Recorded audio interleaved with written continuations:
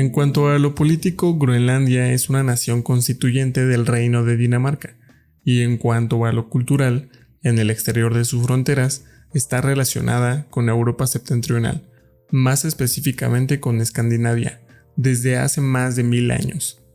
Ubicada en el noreste de América, entre el Océano Ártico y el Océano Atlántico, es considerada la isla más grande del mundo, entendiendo que Australia es la parte continental de Oceanía.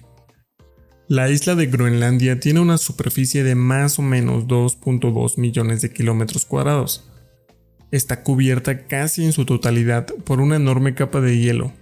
El punto más septentrional de la nación es la isla de Kaffeluben, y es en sí la porción de tierra más al norte del mundo, ubicada a 707.4 kilómetros del Polo Norte, y la zona más al sur de la isla es el Cabo Farewell.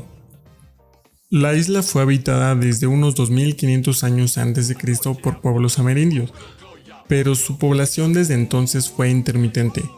En el año 986, su costa sur fue colonizada por pobladores nórdicos, quienes se cree que ocuparon parte de la isla hasta principios de 1408, cuando llegaron las últimas noticias escritas de la colonia nórdica a Europa. Aunque la isla fue varias veces habitada por olas de inmigración de pueblos paleoesquimal o inuit que provenían de América del Norte, todas estas llegaban y algunas generaciones después se marchaban o desaparecían por las duras condiciones del lugar. La mayoría de historiadores coinciden en que la isla permaneció despoblada casi en su totalidad, salvo pequeños grupos de la cultura Dorset tardía hasta varios siglos después del colapso de la cultura Dorset primitiva. La costa groenlandesa fue avistada por primera vez entre los años 900 y 930 cuando el navegante Gunnbjorn Ulfkrakusson, perdió el rumbo y fue arrastrado hacia el oeste a través del océano. Descubrió los islotes que llevan su nombre, según se relata en la saga de los groenlandeses. Estas islas se encuentran al suroeste del país. Hoy en día, la montaña más alta de Groenlandia también lleva el nombre del viajero. Según los registros contemporáneos, un pariente lejano del famoso Erik el Rojo, llamado Snæbjorn Galti Holmsteinsson, fue el primero en dirigir un contingente para colonizar la costa oriental de Groenlandia. Pero el intento terminó en desastre para la compañía y el propio Snæbjorn muerto.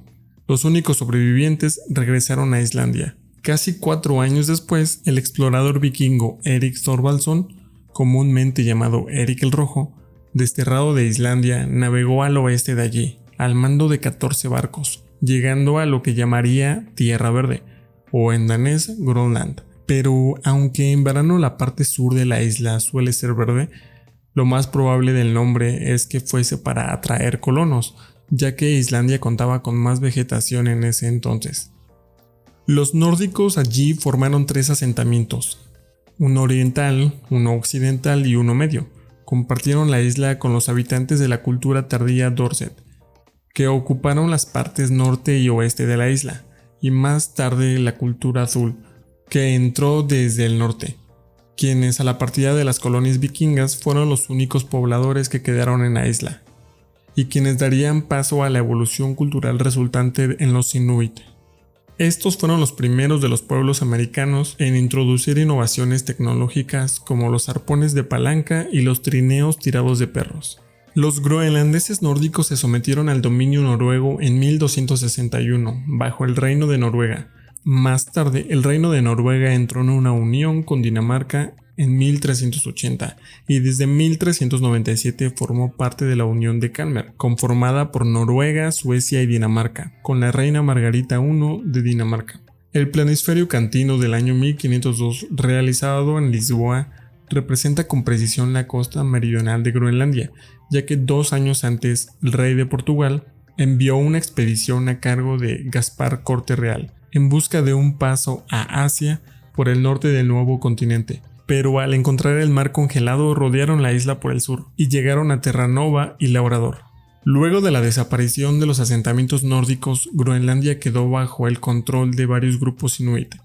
Pero el gobierno danés nunca olvidó ni renunció a las reivindicaciones sobre Groenlandia, que había heredado de los nórdicos. Cuando estableció contacto con Groenlandia a principios del siglo XVII, Dinamarca reivindicó su soberanía sobre la isla. Tras la separación de las coronas de Dinamarca y Noruega en 1814, el Tratado de Kiel separó las antiguas colonias de Noruega y las dejó bajo el control del monarca danés. Noruega ocupó en julio de 1931 la entonces deshabitada Groenlandia Oriental como tierra de Erik el Rojo, alegando que constituía terra nullius. Noruega y Dinamarca acordaron someter el asunto en 1933 al Tribunal Permanente de Justicia Internacional, que falló en contra de Noruega. Groenlandia cortó comunicaciones con Dinamarca el 9 de abril de 1940, al comienzo de la Segunda Guerra Mundial y después de que Alemania ocupara los territorios continentales daneses. A su vez, Estados Unidos ocupó Groenlandia hasta 1945 y durante este periodo, Estados Unidos también construyó bases aéreas en la isla. En 1946, al final de la Segunda Guerra Mundial y lo que se veía venir como un futuro conflicto geopolítico, o sea, la Guerra Fría, por su extenso territorio, su ubicación estratégica en el Ártico y sus amplios recursos naturales, el entonces presidente de Estados Unidos, Harry Truman, ofreció a Dinamarca $100 millones en oro por la isla de Groenlandia, pero jamás se concretó una propuesta formal. Groenlandia había sido una sociedad protegida y muy aislada hasta 1940. El gobierno danés había mantenido un estricto monopolio del comercio groenlandés, permitiendo solo el trueque a pequeña escala con balleneros británicos. En los tiempos de guerra, Groenlandia desarrolló un sentimiento de autosuficiencia mediante el autogobierno y la comunicación independiente con el mundo exterior. En 1950 se presentó un informe final en el que se recomendaba la introducción de un estado de bienestar moderno, con el desarrollo de Dinamarca como patrocinador y modelo. También en ese año Dinamarca aceptó que Estados Unidos recuperara el uso de la base aérea que tenía en Thule. Esta se amplió de modo considerable hacia 1953 como parte de una estrategia de defensa unificada de la OTAN durante la Guerra Fría, mismo año en que Groenlandia pasó a formar parte del Reino de Dinamarca en igualdad de condiciones. En esos años la política danesa con respecto a Groenlandia consistía en una estrategia de asimilación cultural. Durante este periodo, el gobierno danés promovió el uso exclusivo de la lengua danesa en los asuntos oficiales y exigió a los habitantes de la isla que fueran a Dinamarca a cursar sus estudios superiores. Muchos niños groenlandeses crecieron en internados en el sur de Dinamarca y algunos perdieron sus vínculos culturales con Groenlandia. Después se desarrolló un movimiento a favor de la independencia que alcanzó su punto álgido en los años 70.